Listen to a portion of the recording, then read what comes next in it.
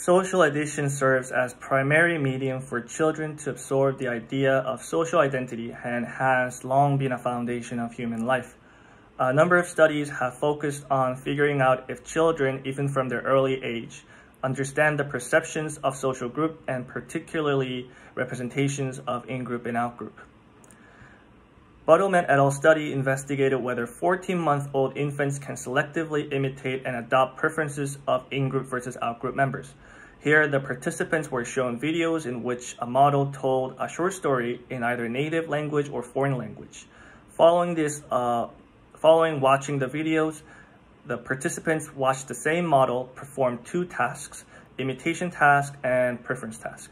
Infants in the in-group condition were more likely to imitate the unusual novel action that the model showed, but the choice of the same object the model chose did not differ between the two conditions in the preference task. In the experiment by McLaughlin and Killen, they try to study how social experience is related to children's intergroup attitudes. They assessed 7 and 10-year-old European American and African American children, both from ethnically heterogeneous backgrounds, and 7 and 10-year-old European American children from ethnically homogeneous schools.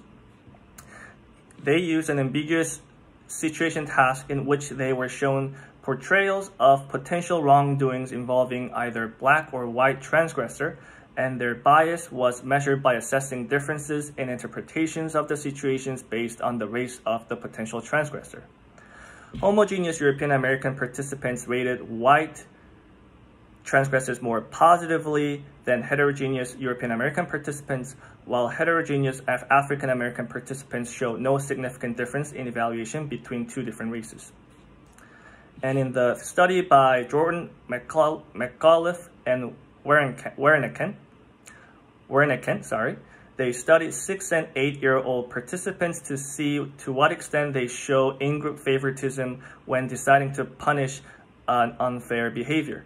They found that severity of punishment increased between the ages 6 and 8, but the bias towards in-group in punishment partially decreased.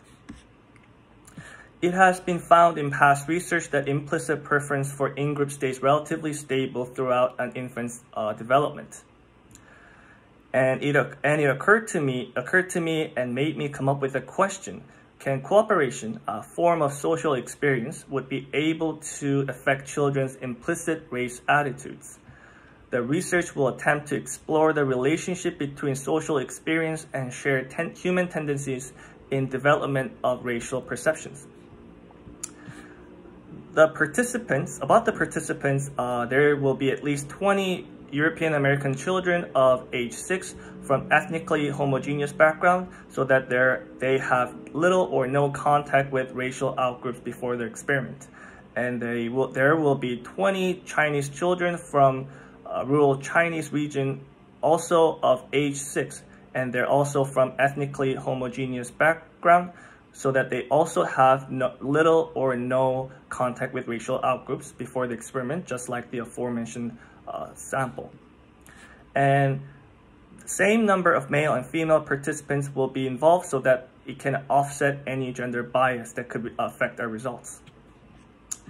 The method will actually be quite similar to the procedure conducted by McLaughlin and Killen, but the procedure will involve less cards to view, so that so that it will be less demanding of the participants and they can stay interested and focused throughout the study.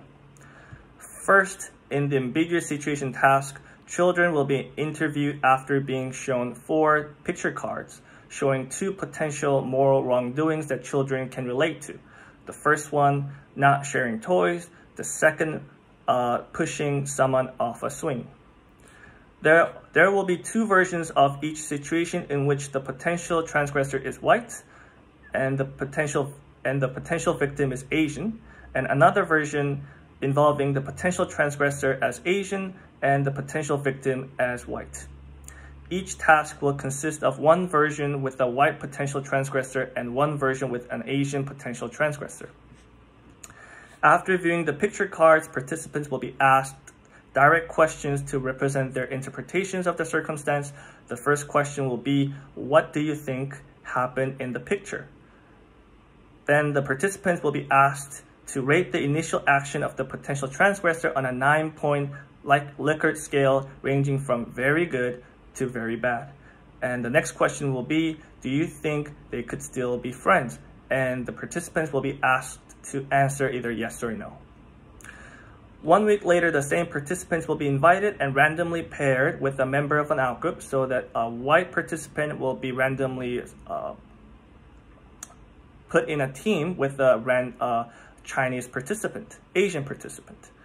Then they will be given 1 hour to engage in a cooperative task in which they are asked to build a Lego castle built for preschool children together.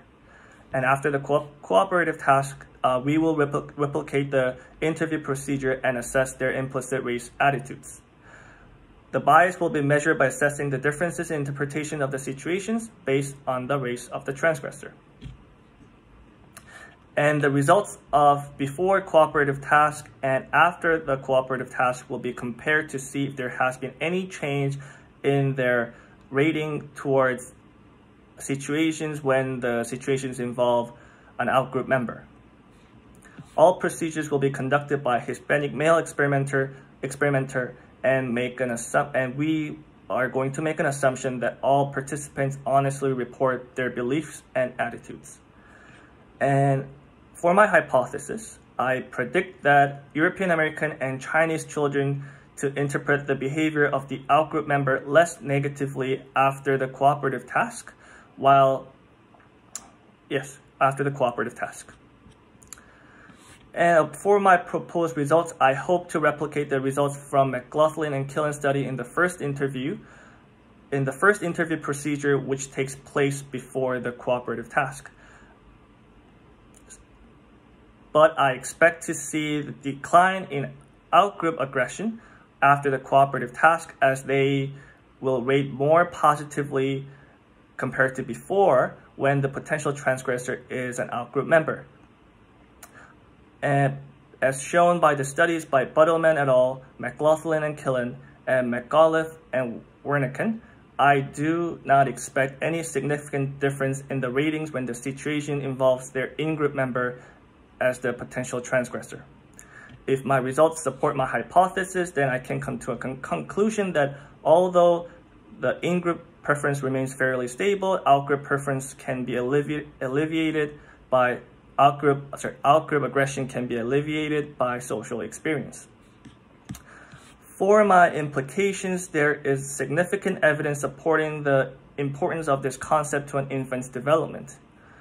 Buttleman et al. Study suggested that children learn a vast amount of information about social identity throughout their development, and by 14 months of age, infants use models group relevant characteristics to guide their own imitative responses, but they're actually capable of viewing the adult's actions as their own subjective and personal choices, so they don't have to copy them necessarily. Having a clear understanding of why a child imitates others can lead to a more comprehensive outlook on how an infant gets developed to fit better in their societies. McLaughlin and Killen found that intergroup did not reduce their outgroup negativity, which differs from past intergroup contact findings. This may reflect that stereotypes about outgroups emerged during elementary school years, and the negative stereotypes about outgroups have not yet been formed. Infrequent cross-race exposures may lead to failure of successful cross-race friendships, and children may end up struggling to cope with others when they are forced in a situation where they have to work together with outgroup members. McAuliffe and Wernicke found that even from early age, children's norm enforcement favors the in-group over the outgroup.